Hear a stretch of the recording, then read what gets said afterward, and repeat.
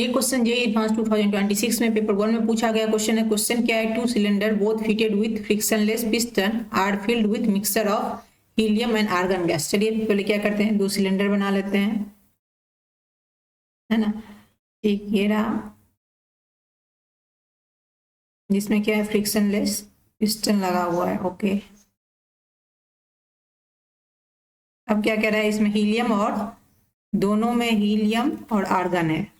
ठीक है, इसमें भी हीलियम और आर्गन है। अब क्या कह रहा है, in the first cylinder mass of helium and argon M1 and M2। तो इसमें मास इसका हो गया M1 हीलियम का, आर्गन का हो गया M2।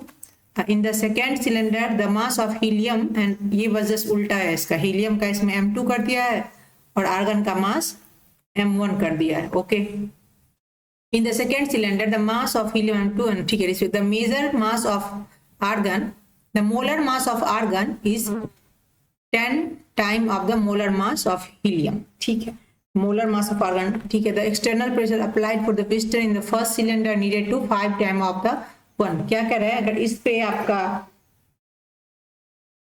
P है प्रेशर, तो इस पे क्या हो जाएगा, 5P हो जाएगा। To that volume the gas mixture of both cylinder are equal to the same temperature। मतलब वॉल्यूम और यहाँ टेम्परेचर दोनों में क्या है, सेम है।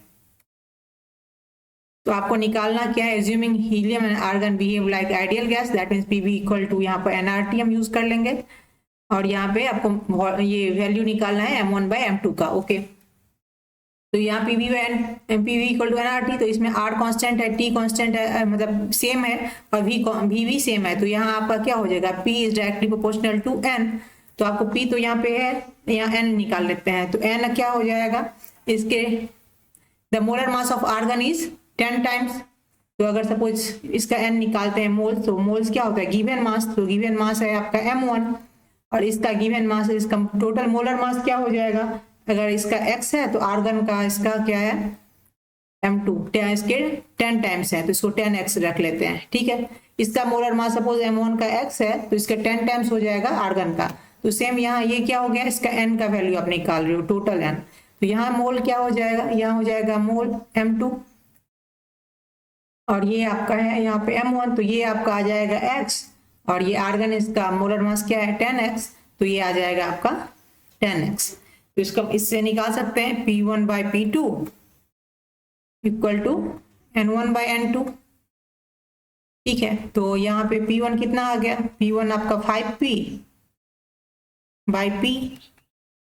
N1 कितना है, N1 है आपका M1 प्लस ये X प्लस M2/10X